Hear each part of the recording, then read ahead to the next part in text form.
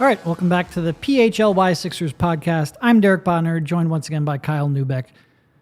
It does feel like it's here. It's a very distinct change in the schedule. We had Media Day today. Some of the Sixers had Media Day. We'll get to that in a second. We had to be in front of people who are not PHLY staffers, That's which true. has been a change from our past few weeks. I mean, then again, we're in front of a lot of people almost every day, but that's virtually. I guess that's true. We're about to head out to Colorado. It was great to see a whole bunch. It's almost like you get reunions at this time of year with players and whatnot, including some with like Danny Green, who's been gone for a little while. But we're going to spend most of today's podcast probably talking about the guy who wasn't here. But before we get into that, how you doing, Kyle? I'm hanging in, Derek. You know, as much as you and I are maybe cynical about the whole Harden thing. I'm not cynical. I'm always happy-go-lucky. No, I was going to say, Mr. Sunshine and Rainbows over there. Yeah, look, it was good to see a lot of people I haven't seen in a while, people within the organization, players. It's a new coaching staff, too. So it's, this is all going to be a getting to know you period. So that part of it is fun. And then you show up, and prior to any interviews being done, the text went out, obviously, to all the most connected reporters in the NBA. 20 minutes before we're going to talk to Daryl. You just got to get that out there a few minutes before we're all going to hear it anyway. Yeah, and now here's what I would say. The news breaks that James Harden is not showing up, and it was like a here we go again type of moment. But I think if James Harden's goal is to get out of Philadelphia, he's making a mistake. That this was a miscalculation, that based on where the market is right now, and Daryl has indicated that with what he said, they're not trading him for what's being offered out there. Woj, as part of his reporting this morning, said there's little traction between the Clippers and Sixers in trade talks right now, and that's where Harden wants to go. It's the only team that we know that he has any interest in playing for right now.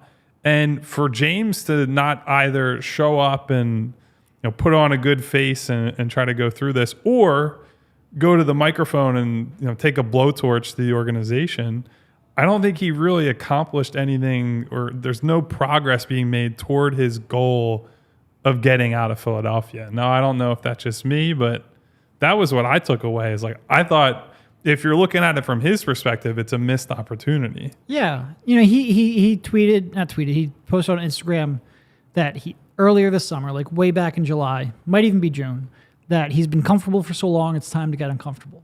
This was the path of least resistance. Like, maybe it would have been more uncomfortable. I felt pretty comfortable. I'm in short sleeves and jeans. In all honesty, like, okay, Daryl, I thought at times felt a little uncomfortable. I think that's mostly because he was talking about how this guy that he was friends for so long, that kind of deteriorated. I thought that was maybe when he was the most uncomfortable. But outside of that, like, I thought everyone else was pretty comfortable talking about the guy who's not here.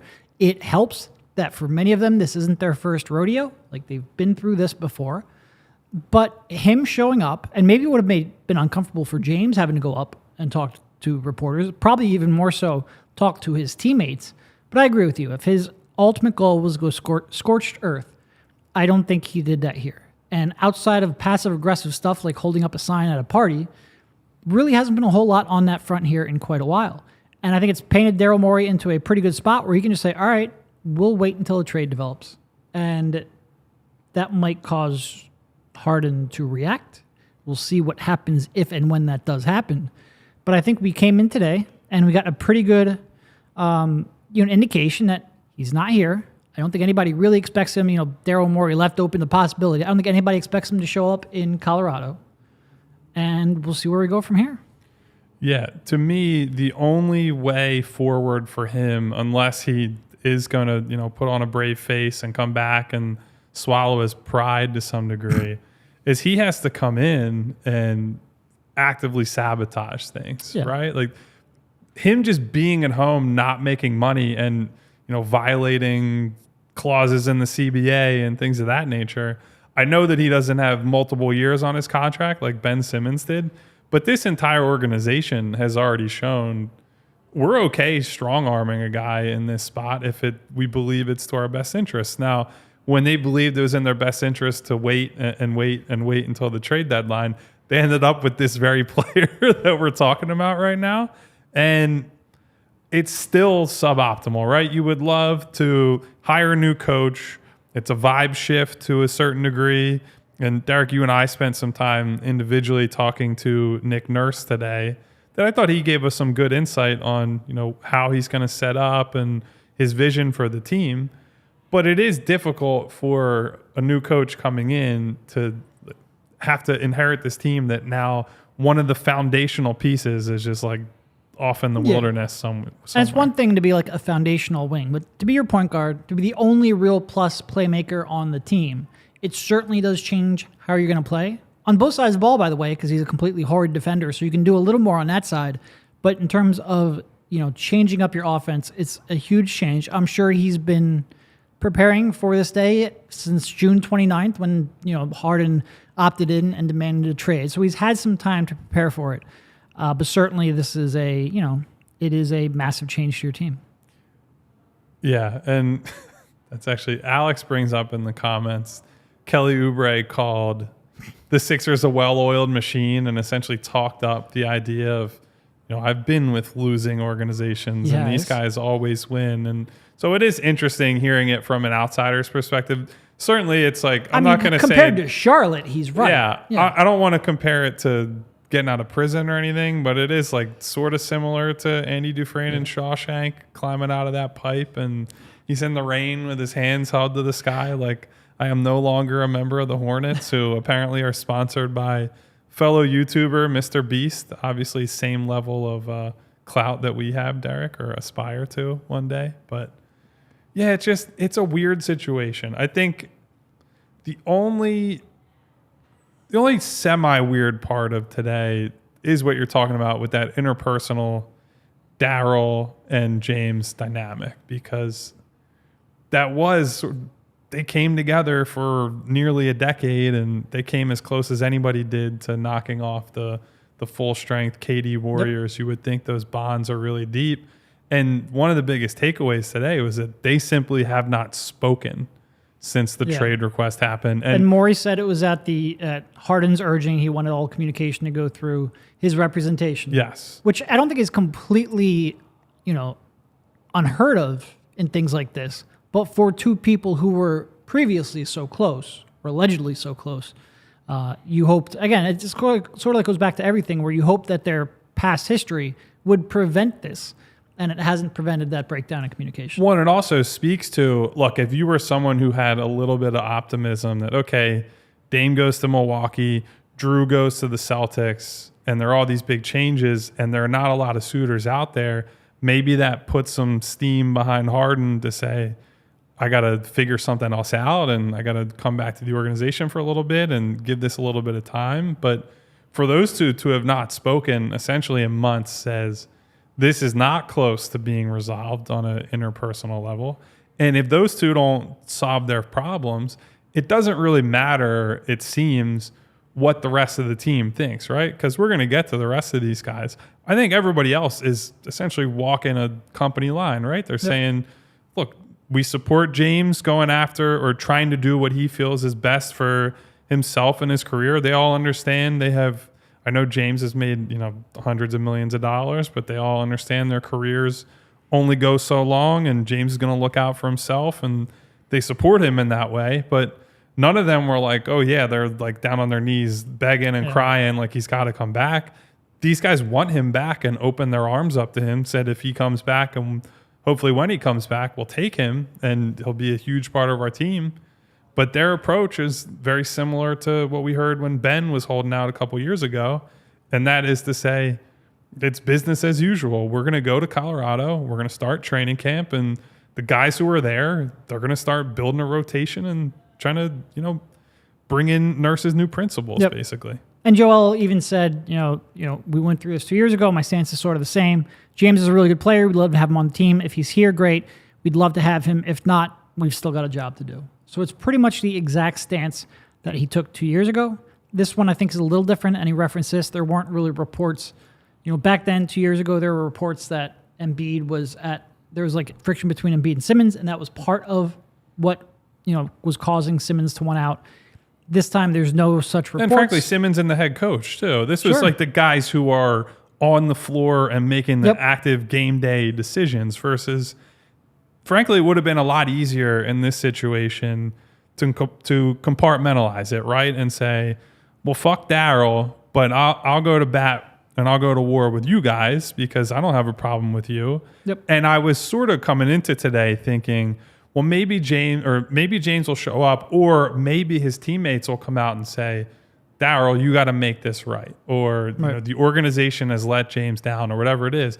And instead, they left the door open, but none of them are actively pulling this guy in. They're saying this is on him and it's his and Daryl's responsibility to figure this out. And look, I give them a lot of credit for being in lockstep on that. I think that's probably in a bad situation, it's as good a start as they're going to get. Yeah. Yeah. And it really, Danny was joking afterward that he's gone through like 3 or 4 of them. So he's learned what to do here. Everyone has, and I mean, clearly, like he went through it with Kawhi in both San Antonio and and Toronto. Kawhi to Toronto. He went through it with Simmons, going through it now. So everyone here is sort of, I think they've learned from 2 years ago. It's a little bit different, but a lot the same, especially as you want to message it in the early going here. I think where everyone's going to go is probably Joel Embiid because he's the one that really matters. What did you think of Embiid's reaction to everything? Honestly, I wasn't even really focused on how he responded to Harden. To me, the big question was the tweet that he sent on, what was it, Sunday? Yeah. Where he threw a LMAO up at the offseason that had gone by, Dame going to Milwaukee, Drew and Kristaps Porzingis going to Boston. And again, I keep having to say no disrespect, but they brought in Pat Bev and Oubre and Mo Bamba, and it's like, well, what the hell are we doing here, guys? But to his credit, he came out and said, as long as I'm healthy, as long as I'm on the floor, I think we have a chance to win. He did also clarify the tweet. Yeah. Well, that explanation was the biggest load of bullshit that he said all day. So he is being slightly more diplomatic than we've seen him be in the past. He basically tried to say, like, man, I saw Heat fans getting mad on Twitter. I saw Bucks fans getting happy. Then I saw Boston fans getting happy. This is all fun. That's what I meant. Of course, yeah. Then I had fun. I got Joel married. Embiid, the master of fun. Or that's, as our pal Bill Matt says, he's the director of fun and games for the Philadelphia 76ers, I guess. I don't know what the hell is going through his mind there. But according to him, A+ summer. Yeah. I do think that he showed a level of maturity and leadership that they needed from him today. Because, look, the rest of these guys, there's a lot of players on 1-year deals, expiring contracts, guys who they know they have to show up and do the right things. Some of the people on 1-year contracts know that they have to show up. Yeah. They have to do the right things, say the right things, and that all has bearing on what does next year's deal look like if they get a deal next year. Joel could have come in with a flamethrower, and he's still going to be making max dollars and be the face of the franchise and what have you. So we all know, everyone watching this, listening to this later, knows that when Joel wants to take a blowtorch to something, he doesn't really think twice or hesitate. So I thought it was really important for him to set the tone. He was the first player we spoke to today, and he was about as professional as he could possibly be. I thought that was a good start. Yeah, I agree. So before we get to the rest of our day down at Camden, got to tell you about our friends, DraftKings Sportsbook. Things are heating up at the ballpark. Every team's playing to finish the season strong, make it to the playoffs. As everybody watching this probably knows, Phillies wild card series this week, some 8 o'clock games that our colleagues are upset they're not a little earlier, but me, I love a late night game, so I'm happy about that. And with DraftKings, you won't miss a moment of the baseball action. New customers can score $200 instantly in bonus bets for betting just $5 on baseball. Plus, all customers can take a crack at a sweet payday with DraftKings same-game parlays. String together multiple bets from a single game for your shot at a major payout. So what are you waiting for? Download the DraftKings Sportsbook app now and use code PHLY. New customers can score $200 instantly in bonus bets for betting just $5 on baseball. Only on DraftKings Sportsbook with code PHLY. The crown is yours.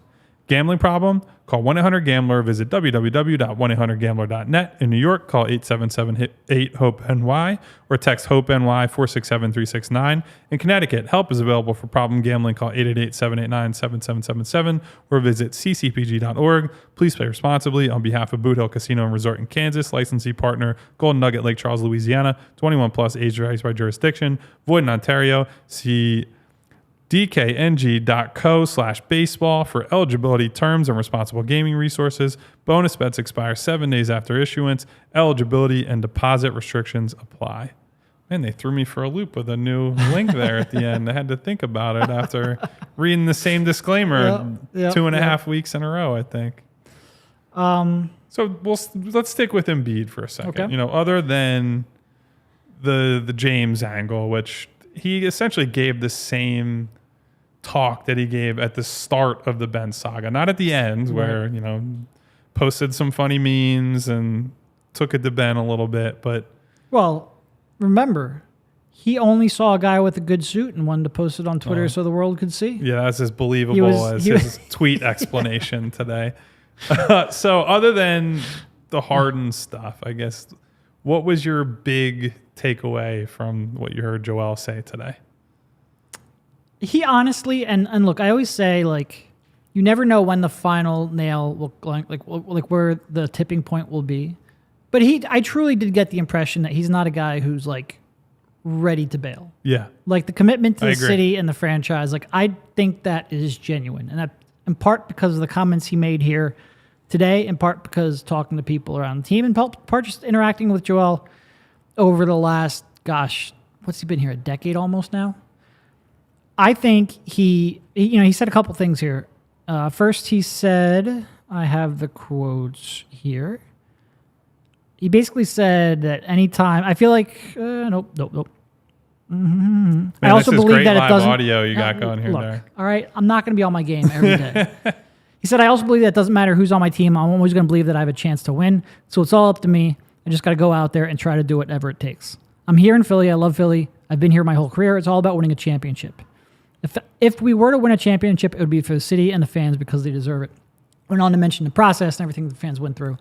I think he believes that. Both parts. That as long as he's here, they have a chance to win.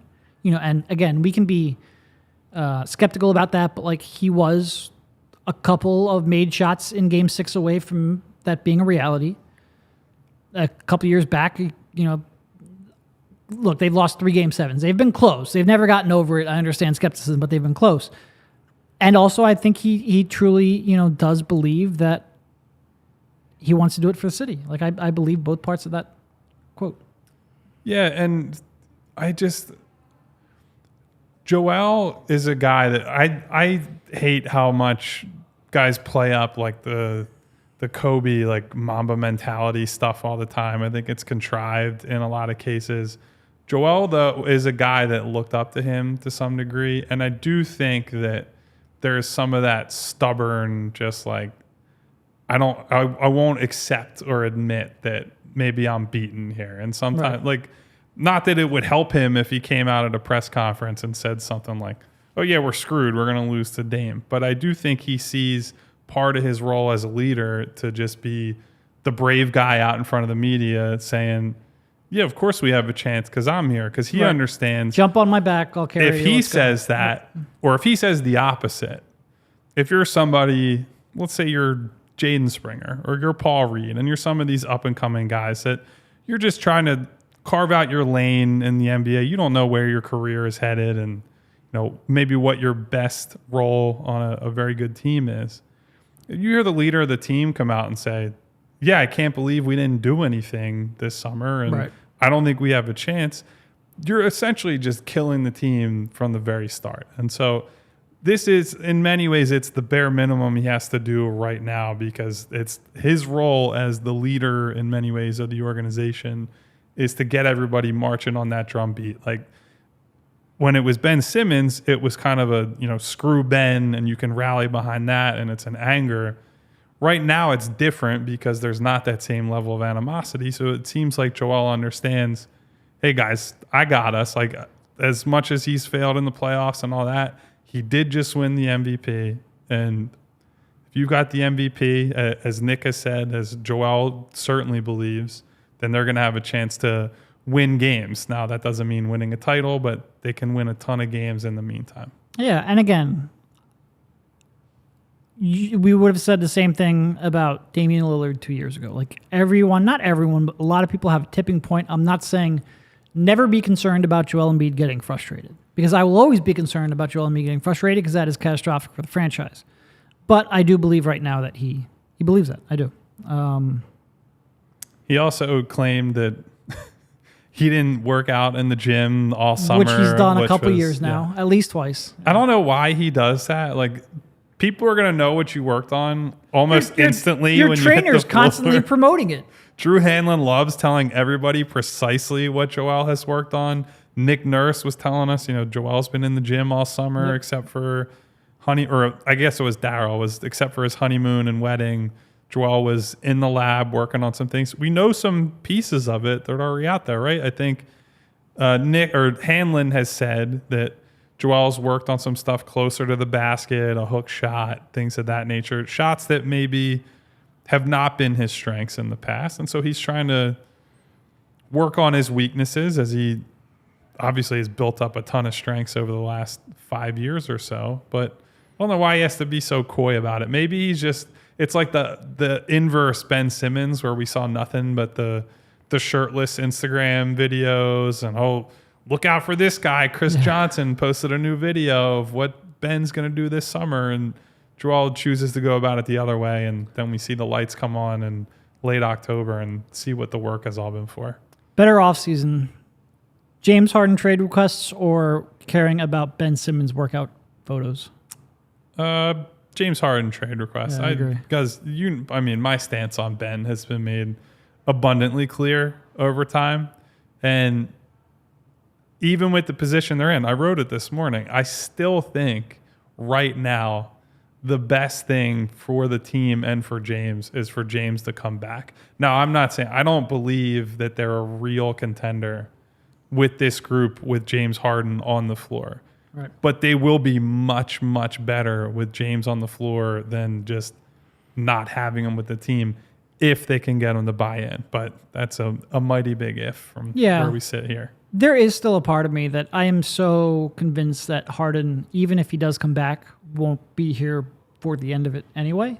And I also don't necessarily think there's much rehabilitating his trade value, at least that he can do on the court. Like maybe as time passes and other teams become more motivated to make deals, that might. But I just don't expect a motivated James Harden to come in here and reinvigorate his trade market. I just don't think it's going to happen. So there's certainly a part of me that's like, all right, well, screw it. Let him just stay away. Let Tyrese Maxey get reps. Put him in as many pick and rolls as he can. Maybe try to develop a dribble handoff game with Joel Embiid and see what happens. But you're right. They're definitely a better basketball team if he comes back. Yeah. For sure. Well, so to that point with Maxey, obviously he was, as always, just big smile on his face. He interrupted Joel Embiid's press availability. Well, I shouldn't say interrupted. He came in toward the end of it to promote his own podcast. So as the podcast hustler myself now, I appreciate the ingenuity from Tyrese on Media Day. Got to get in where you fit in. But one of the messages we heard from Nick during our time with him, certainly Tyrese brought it up, is that it seems like they're just prepared to let him, I don't want to say fail, but work through the things that he had worked through his weaknesses. And working through his growing pains is probably a better way to put it. I think there might be some pain early on in this season with Tyrese as a lead guy, right? Like he's only got so much in his bag when it comes to playmaking right now. And from the sound of things, he put in a decent amount of work this summer, reads out of middle pick and rolls, and don't always look to finish. Sometimes it's going to be a drop off or a kick to the corner or whatever it's going to be. He spent a lot of time practicing that. But there's no way to replicate game speed, game reps, and real playmaking opportunities for a guard who, frankly, has just not been a lead ball handler for, as we said the other day, probably the last 4 years. And when he was asked to do that when Ben was out, it wasn't like the greatest thing in the world. It was a lot of Seth Curry taking over creation responsibilities, but I think it seems like they're cautiously optimistic and excited about the chance they have. And Nick sounds like he's more than willing to say, I don't care if you screw up. I'll live with some turnovers and mistakes and misreads as long as you're willing to, put the work in and show that you're about the right things. No, and in that conversation we had with Nick Nurse, he mentioned pretty much the exact same thing about Paul Reed and shooting from the perimeter. Like, we will let him shoot, even if he's missing, like, keep shooting. I think the same thing applies to Maxey, like you said. They're going to let him work through his growing pains, see what he can develop chemistry-wise with Embiid, with the maybe outlet passes he has, kick-out passes he has. And that's, we've been talking about it for the past 3 weeks. Like, that's huge if that can work out. So we have Ronald in the comments says that he's concerned that Maxey's now more worried about social media and the podcast than his game. Ronald, let me assure you, it's not that great. That is definitely not the case. Like, if there is anything I know about Tyrese from talking to him, working with him, certainly speaking to the people around the team. Also, it's just not that glamorous. Like, he's not chasing anything that glamorous. He doesn't podcast enough that it's taken away from his life the way it does for Derek and I. Got to make some real sacrifices to be here with you guys. I think for Tyrese, it's more of a, hey, this is a fun side project, and it's something else he does. But no, let me be abundantly clear. This was a funny moment at the end of media day. Tyrese, in terms of his commitment to the game, his work ethic, his understanding with the people he works with, trainers, teammates, coaches, etc., what he needs to get better at. Historically, Tyrese has worked with Chris Johnson, who's a big trainer for a lot of the clutch guys. And there were some videos from Chris this summer at Tyrese. Tyrese also spent time with Drew Hanlon and Joel Embiid out in LA. I know there was some workouts out in Texas where Tyrese is from. Like, he got all around the country just to get with people to try to improve his game. So it would be hard to find a hobby I could think of for Tyrese that I think would eat into his basketball desire and to improve. I don't think that hobby exists. I do always get a kick when, like, someone is seen working out with a trainer. Like, oh no, don't go work out with Hanlon because look what happened to Markelle. Well, he also trained Joel Embiid, and that turned out okay. Or like people getting angry at Chris Johnson. He also helped develop Tyrese Maxey. Like, a lot of times, all the time, it comes down to the person he's working with. The pupil is much more important than the teacher. Now, that's not to say that the teacher is not important, and certainly, look, different guys actually, great example.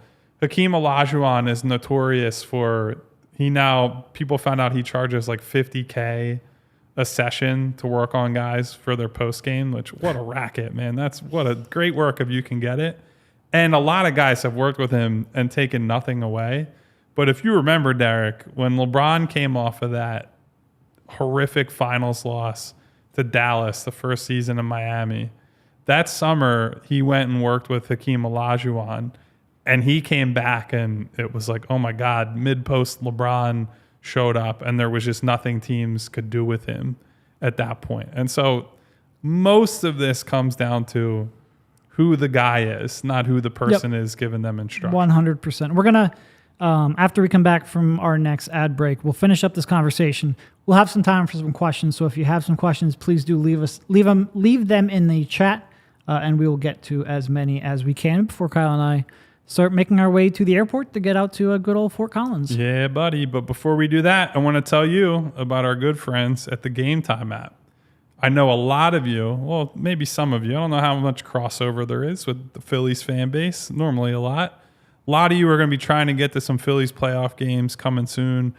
Eagles games are already a hot ticket. They're 4-0 and people are still mad. It's, what a phenomenon that is. But buying tickets to those events shouldn't be stressful. And GameTime's the fast and easy way to buy tickets for all of those games, but also concerts, comedy, and theater near you. There are flash deals and last-minute tickets basically all the time. And you don't have to plan months in advance because GameTime has deals on tickets right up to the day of the event. Get exclusive flash deals on tickets for football, basketball, baseball, everything else that you can think of. And the game time guarantee means you'll always get the best price. If you find tickets in the same section and row for less, Game Time will credit you 110% of the difference. I think that's pretty dang good. So snag the tickets without the stress with Game Time. Download the Game Time app, create an account, and use code PHLY for $20 off of your first purchase. Terms apply. Again, create an account, redeem code PHLY for $20 off. Download Game Time today. Last minute tickets, lowest price, guaranteed. Who else was a ray of sunshine other than Tyrese Maxey today, Derek? I mean, Paul Reed always is. Yeah, tried to speak a little Spanish there. We had Paul Reed showing off his Rosetta Stone or Duolingo, whatever he's been working on over the summer. As a failed Duolingo student myself, who I was teaching myself French 2020. Okay. Because, we're all stuck inside and sure couldn't really do a whole lot socially. We had my then girlfriend, now wife. We had plans to maybe go to France, and I had taken French years and years and years ago. I was like, let me brush up on it. And then we went to Spain, and I was completely useless. I just know how to say cerveza grande, por favor, and that's basically, that'll carry you through about 50% of the trip. No, I had the exact inverse because I took Spanish in college. Yeah. So I went over to, we had a 3-stop trip where we went to London. All right, we got that one down pat. Like, learn the fish and chip stuff. But other than that, pretty easy. And then we went to Paris and Rome. And I thought, great, at least my background in Spanish will help me. Oh, it didn't help me at all in French. Not at all. Well, Gavin said he's willing to teach me Korean.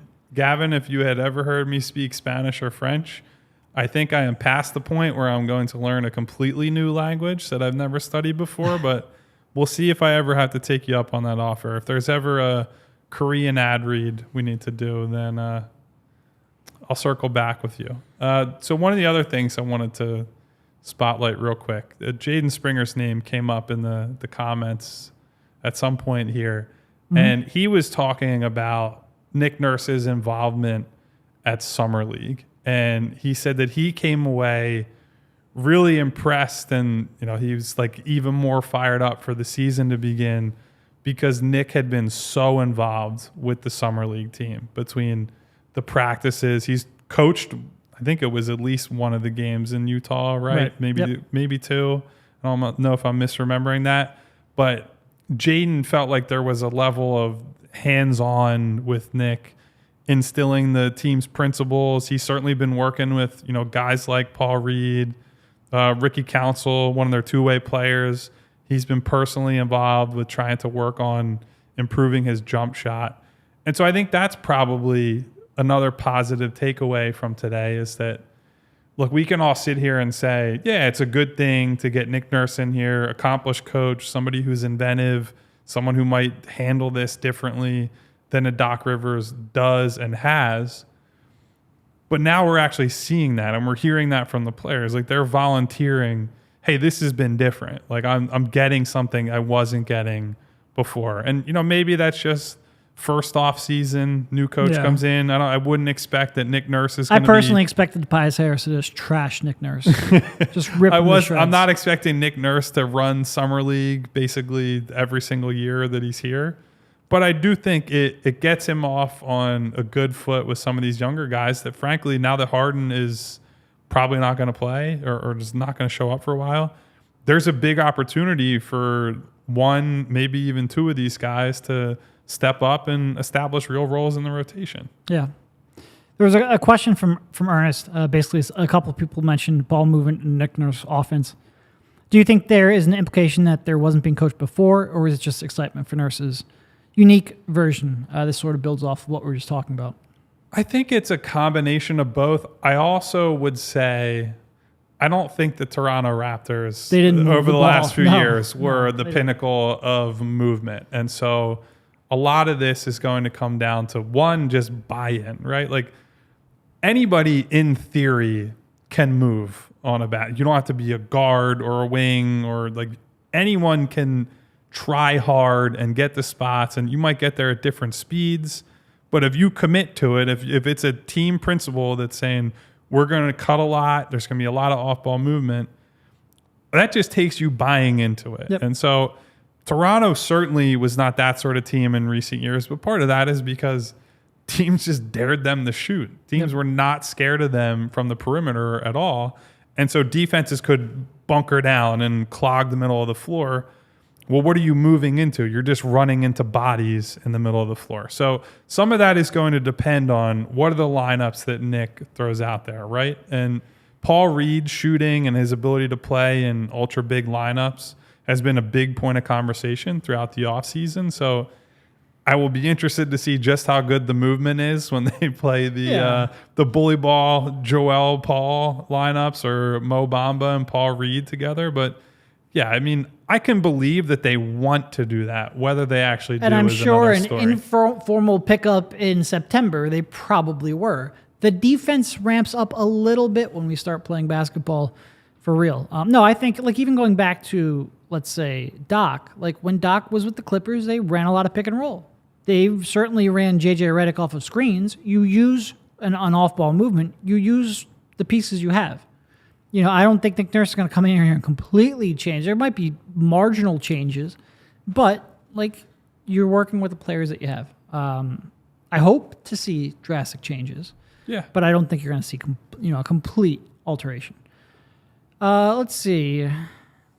I mean, this goes back to sort of what we were talking about yesterday with the with the Drew Holiday reaction pod. Which, if you haven't seen that, go check it out. It's up on your podcast feed. It's up on YouTube. Hit the subscribe button. Hit the bell notification so you get notifications when we post. I wasn't even going to harass you about it. We're going to have today. a lot of stuff up there for Media Day on that.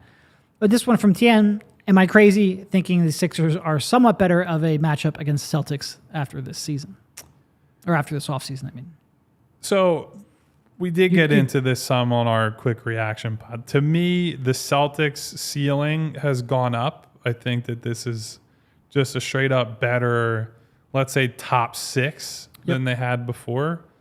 What it rests on is whether one or both of Porzingis and honestly, more importantly, Horford stay healthy. I think Horford has generally been pretty durable for most of his career. He's had outside of his gap year. Yeah, he's had some blips in there. Porzingis has not been. Like, in the way he's built, and he's had some lower body injuries. He's missed a lot of time over the years. And if one of those guys gets hurt and misses any kind of time, or, God forbid for them, gets hurt in the playoffs, they're in big trouble. Like, Luke Cornett having to play major minutes in a playoff series is not good. Now, maybe because they are so loaded at this point, the Celtics can lure somebody around the deadline or later in the year. I know that the NBA is suppressing the ability of tax teams to get buyout guys. So, it'll be a little harder to load up in that way later in the season. In theory, though, if Joel can finally beat up on Al Horford when it matters in a playoff series, then yeah, I don't think that Porzingis is holding up in any kind of matchup with Joel. He might stretch him out a little bit, and that would be my concern, is that you can basically play 48 minutes of stretch basketball with Horford and Porzingis out there. Yep. It's just, what are you giving up defensively? I wouldn't worry if I'm Boston in terms of guarding Giannis. I think Horford has historically done pretty good job on that. So the Milwaukee part, whatever. Joel, again, we saw some great moments from him in the middle of that Boston series, even when he was unhealthy. But having a roamer shot blocker type, and I think Porzingis might not be Rob Williams at this point defensively, but certainly has plenty of length and a bit of athleticism to offer behind Horford. They're going to be able to do pretty similar game plan as in the past. So it's kind of up to Joel to prove that he can solve it. Yeah, and to your point, like they on the one hand had terrific depth because like 6 and 7 were as good as any team in the league, and then it fell off a cliff very quickly. Yeah. And now they're 6 players deep. And one of those players is pretty injury prone. So certainly, like I think the higher ceiling, lower floor applies here. A lot of it's going to come down to, do they actually stay healthy? If they do, I think they're a better overall team, but that's a significant if. Like there's some volatility there in their season. I do think like they would swallow if James Harden came back. They would just swallow him up defensively. Like I don't see that being a good matchup for James Harden. Not that it was last year, but I was going to say I didn't think it was last year, and he had then two monster uncorked games, a couple huge games, and the other 5 games. Yeah. I also think it would be a tough series for Tyrese Maxey, but certainly if Joel Embiid can solve that Al Horford riddle, which I truthfully, one of my first impressions of Joel Embiid on the basketball court was, holy freaking hell, he makes Al Horford look tiny. And then he struggled with him for the first couple of years of his career. But assuming that, then look, I'm not saying they're a better matchup, but there's some volatility there for sure. No, I feel better about the Milwaukee matchup for reasons that we got into last week, where I think Dame defensively is someone you can just outright pick on in a big moment. Now they have good cover behind him, and the offensive pairing between Dame and Giannis is going to be great. I don't see weak links on that Boston team at this point. You might be able to get some mismatches in a mid-post type situation and what have you, but when you're bringing a guy like Derek White off the bench as a sixth man rather than, I mean, he would have been perfectly fine as a starter for them, and that would have been a good starting 5. To now make it where Drew Holiday is your starter, and you can play him and Derek White in bench lineups, and you can throw out these all switching, I mean, White, Holiday, Brown, Tatum, Horford. 5. That's a really dangerous playoff lineup. So, look, it's a real uphill battle the Sixers have to face right now. But if we're getting into the depth for all these teams, I would say, generally speaking, depth is important but often overrated. I mean, a lot of these teams that have won in recent years, Giannis's Bucks in 2021, they had like 7 playable guys. The Nuggets last season probably had 7, maybe 7.5 playable guys. What mattered was they had the best player in the playoffs who stood out when they needed to, and they were able to win games in different ways. And that's really, like, it's basketball is a very simple game in that way, right? There are all these moving pieces, and the coach sets things up, and we all yell about rotations and this guy and why didn't they make this trade. If your best players are better than the other team's best players, your 8th and 9th man are absolutely irrelevant. Nobody cares. Most of these teams are playing a max of 8 guys in the later rounds regardless. So it's important to get you through 82 games and set you up with seeding and matchups and whatever. But ultimately, the Boston Celtics beat the Sixers because Jason Tatum kicked their ass in Game 7, and he was the best player on the floor. We do get caught up in, the rotations. Like if any coach just had the right rotations, then your 9th best player would be consistent. No, if they were consistent, they wouldn't be your 9th best player. Correct. Probably on a minimum contract. Yeah, we get caught up in that. Look, for sure. we can blame all kinds of people for the Atlanta loss, for example. Ben Simmons didn't want to shoot the ball, and Joel wasn't good enough in crunch time. 7 turnovers in the one game. That's what I mean. You can't win. That being said, Doc hurt him. Doc hurt him in that series for sure. Listen, I'm not absolving Doc for that. We overstate the coach's impact. That was one series where he definitely came up short. Absolutely. 100%. 100%. All right, one quick word from FOCO, and then we'll finish up with a couple more questions. FOCO is a leading manufacturer of sports and entertainment merchandise, with a product line that includes apparel, accessories, toys, novelty items, and more. It's the best officially licensed gear for all sports. We are now squarely in football and tailgating season, which means it's time for overalls, hoodies, hats, sunglasses, bags, everything you need for a game. And when you don't do the thing now, it completely throws me off. FOCO has hooked PHLY up and provided awesome pieces for our sets. FOCO always has our back for Philly sports, and they have yours too. Get the best gear around by using the link in our description. For all non-presale items, use the promo code PHLY for 10% off. Sorry, I was trying to not be Vanna. I didn't make you like and honestly, subscribe. The joke has gotten old. It's a bit that probably should go away, but it throws me off. Yeah, I got to keep it. Look, I see you and talk to you essentially every day now. I gotta keep you on your toes. It really is amazing. So much Kyle Neubeck. This one from Brandon. Say that B. like it's a bad thing. I'm not casting any like that. The listeners can figure that one out. This one from Brandon B, which really gets the heart of the matter. Is it better to trade Harden for bench players now or hold on to him until the trade deadline? Well, who are the? Whoa! I just hit our microphone. who are the bench players? I'm sure that sounded fantastic on the audio feed. Who are the bench players you're getting? That's the thing. Like, the whole problem for me right now is that the Clippers are drawing the line at Terrence Mann. And I like Terrence Mann. I think he's a good player. I think he would make the Sixers better than having James Harden not playing, because he would simply suit up for the team and offer what he has to offer. But Terrence Mann is a guy who started like 30% of the games he's ever played in, and in his best season, I think averaged like 11 points a game. Now, look, he's not an offense first or offense only player. He's a two-way guy, and that would be your hope, I think. If you're trading for role players or bench guys, as it was phrased in the question, you're hoping that you're going to create a more well-rounded team, that you're going from Harden, who is, sort of an offensive powerhouse, but we all know what the book is on him defensively.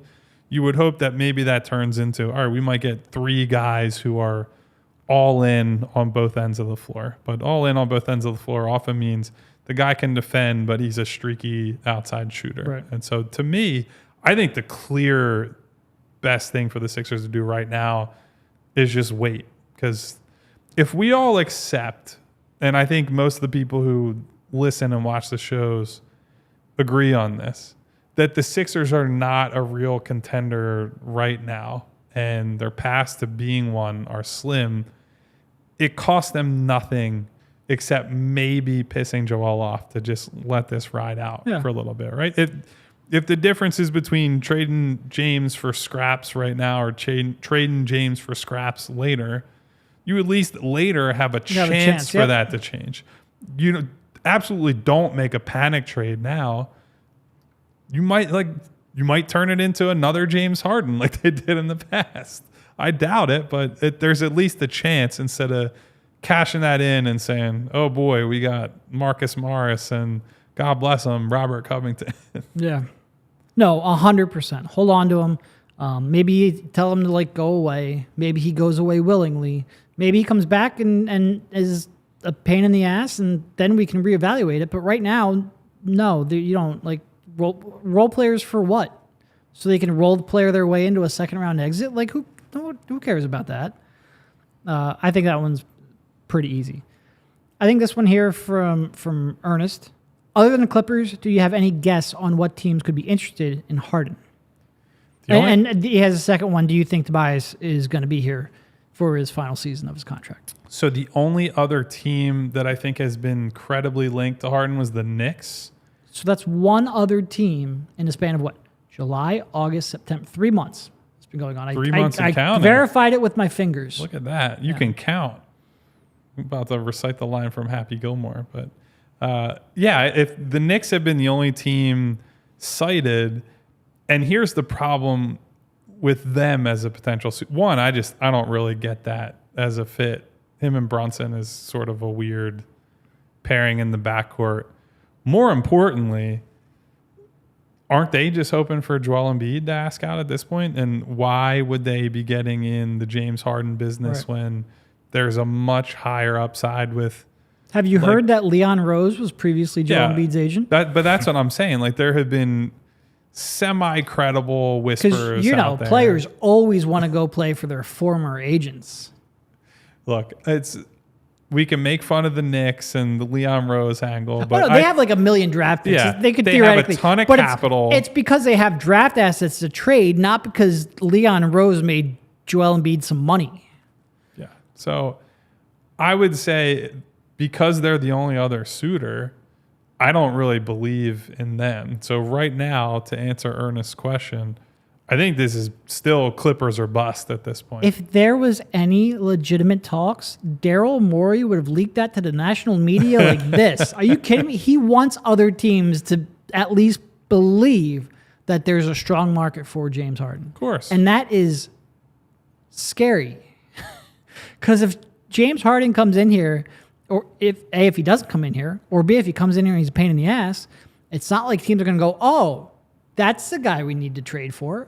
Again, it might change because maybe someone gets hurt, or maybe someone right now who doesn't think they're a contender, could play better and think, man, if we just had one more piece, we could make a legitimate run. Maybe something weird happens, or maybe just that one team that we've been talking about all summer, something happens to make them go all in.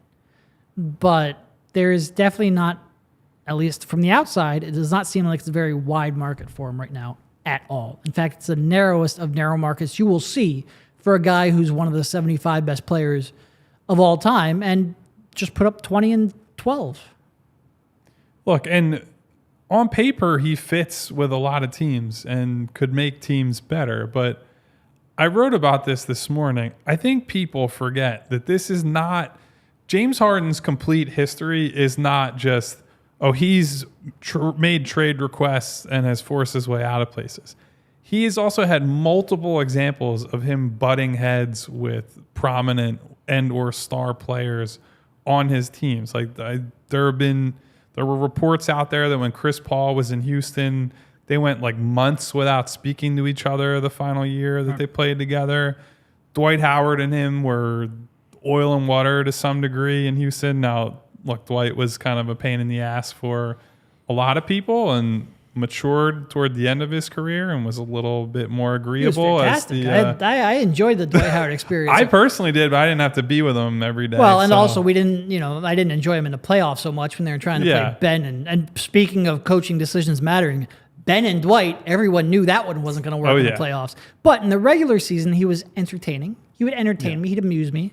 But so I understand some of it, but I mean, Zach Lowe reported that there were people in Houston who believed that Dwight was intentionally whiffing screens for Harden because their relationship had gotten that bad. So his history as a teammate is not just, oh, guys like him, but he's requested these trades. Like he certainly has had moments in the past where he's been a negative force as a leader on the team. And so those are things that other teams are aware of. Those are reasons that they would say, look, this guy's 34 years old and he is just not worth the level of headache that he offers at this point. So I am not shocked that there's not a huge market for him right now. Now, that being said, all it takes is one injury, one bad start, one nervous owner, one GM who thinks, oh, my job might disappear at the end of this season if this group doesn't turn it around, to say, hey, we'll offer you XYZ for James Harden that wasn't on the table on October 2nd. The question is going to be, is James Harden at all interested in playing for one of those teams? And, we'll only find that out once anyone else shows interest in him. Yep. I agree. All right, I think that is probably a good enough place here to cut it off. We both have some stuff to do before we take off for Fort Collins. Thank you, Kyle, for jumping on, and I will talk to you every freaking day this week. Yeah, I'm looking forward to chatting with you guys from Colorado. We'll be on the road remote for the rest of the week, so the studio, so to speak, will just be wherever we can set up shop out by Colorado State. But looking forward to it, and I'll catch you guys soon. Hit that thumbs up and the subscribe button on your way out. We all silly like the mayor.